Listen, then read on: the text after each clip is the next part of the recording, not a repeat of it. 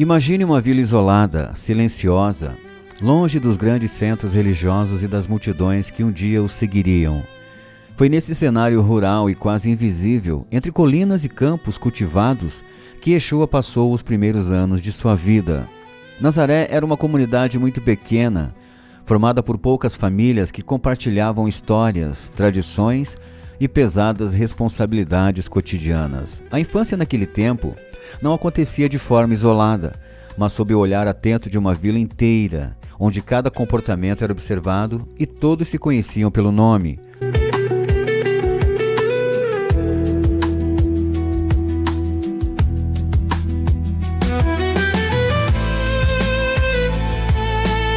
O lar era o verdadeiro centro da educação, da fé e da convivência diária. As casas eram construções incrivelmente simples, erguidas com pedras irregulares, locais, unidas por barro e cal. Eram cobertas com telhados planos de vigas de madeira e palha compactada. Não existiam divisões internas fixas ou quartos privativos. A vida de uma família acontecia em um único espaço multifuncional, onde as pessoas cozinhavam, ensinavam os filhos, conversavam e, ao cair da noite, estendiam suas esteiras no chão para dormir. O chão era de terra batida, frio nas madrugadas da Galileia. Foi neste piso modesto que Yeshua deu seus primeiros passos, brincou na terra e observou sua mãe organizar a vida com gestos preciosos. Antes que o sol surgisse completo no horizonte, a luz da manhã determinava o tempo de trabalho disponível e o dia se iniciava invariavelmente com som baixo e acolhedor do fogo, sendo aceso ou reaceso.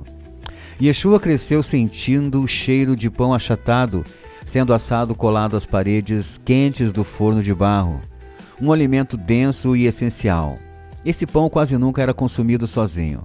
Frequentemente, as mãos de sua mãe eram mergulhadas em azeite de oliva, temperado com ervas como hortelã e coentro, ou ele servia para acompanhar ensopados espessos. Preparado vagarosamente sobre o calor das brasas para garantir a energia ao longo de todo o dia. Ocasionalmente, pequenos pedaços de peixe seco do lago de Genezaré, frutas da estação como figo, sempre repartidas entre todos, ensinando ao menino limites, saciedade e profunda gratidão pela providência divina.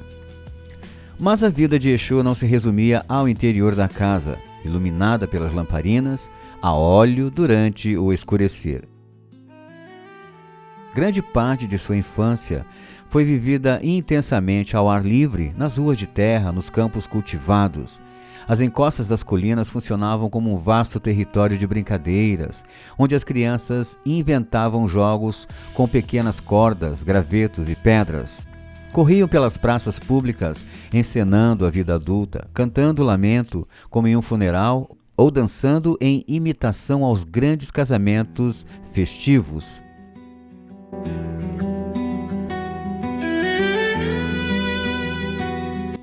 Ali, o contato constante com o vento, o som dos rebanhos, a presença inseparável dos amiguinhos, primos e parentes próximos moldavam o cenário e garantiam que a criança nunca estivesse sozinha em suas descobertas.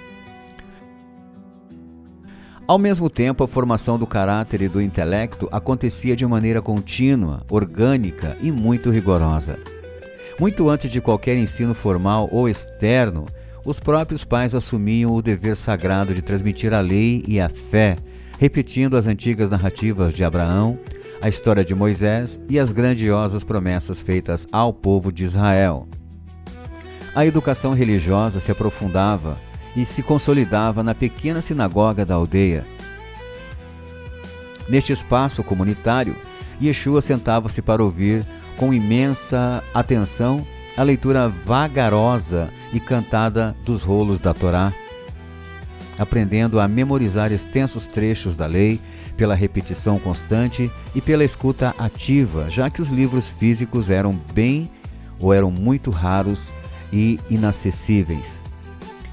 O som das orações recitadas, como o sagrado Shema, que a comunidade proferia ininterruptamente quando o sol se punha e aparecia, não formava um ritual vazio, mas atuava como uma verdadeira fundação que estabelecia a identidade de Israel naquela criança. Paralelamente ao despertar de sua mente e espírito, crescer naquele mundo rústico inclui o aprendizado prático de um ofício para o sustento familiar. Ao lado de José, Yeshua foi gradualmente inserido na rotina laboriosa e muitas vezes exaustiva do ofício de tecton, erro grego registrado nos evangelhos que não designava apenas o marceneiro atual, mas um construtor versátil encarregado de dominar madeiras robustas, barros pesados e pedras irregulares da região. A oficina familiar não era um ambiente de descanso. O trabalho envolvia planejar e fabricar vigas de sustentação, portas de madeira, arados duros para o campo e fazer reparos vitais em casas da aldeia, sob o calor inclemente do sol do Oriente. O menino, trajado em sua túnica curta, ajustada por um cinto de couro utilitário, começou a ajudar progressivamente, primeiro observando e segurando ferramentas simples até conquistar a força e a resistência muscular adequadas para golpear, serrar e fazer medidas exatas e transportar grandes pesos com os próprios braços. Trabalhar até as forças se esgotarem era uma verdadeira escola de paciência e foco inabalável, na qual qualquer erro de encaixe poderia ser perigoso, ensinando-lhe lições eternas sob o custo absoluto de fundar casas indestrutíveis sob a rocha. Toda esta rotina austera e rica culminava e preparava os passos de Yeshua para o rito inevitável de transição. Da infância para a maturidade, uma mudança que o judaísmo de sua época pontuava e aguardava com um imenso valor. O ápice dessa transição formadora ocorreu perto de seus 12 anos de idade, para participar do ápice do calendário, a grande festa da Páscoa. Decidindo permanecer secretamente nas imediações do templo, o rapaz surpreendeu os mais venerados mestres da lei ao dialogar com inteligência ímpar, fazendo perguntas penetrantes que atestavam não apenas brilhantismo precoce, mas o fato de que o nunca havia sido um ouvinte distraído nas margens e nas sinagogas de sua aldeia. Aquele momento desvelou para os estudiosos e para a história que os anos escondidos não foram preenchidos de atraso ou vazio, mas de uma audição refletida e de uma proximidade espiritual cada vez maior com seu pai, submetendo-se mais uma vez à autoridade amorosa da casa de seus pais terrenos e avançando de modo invisível rumo à sabedoria plena. Quando a escuridão finalmente alcançava a vila, trazendo alívio para os músculos cansados, e a simples lamparina de barro iluminavam a parede com luzes tímidas, a casa recuava ao repouso.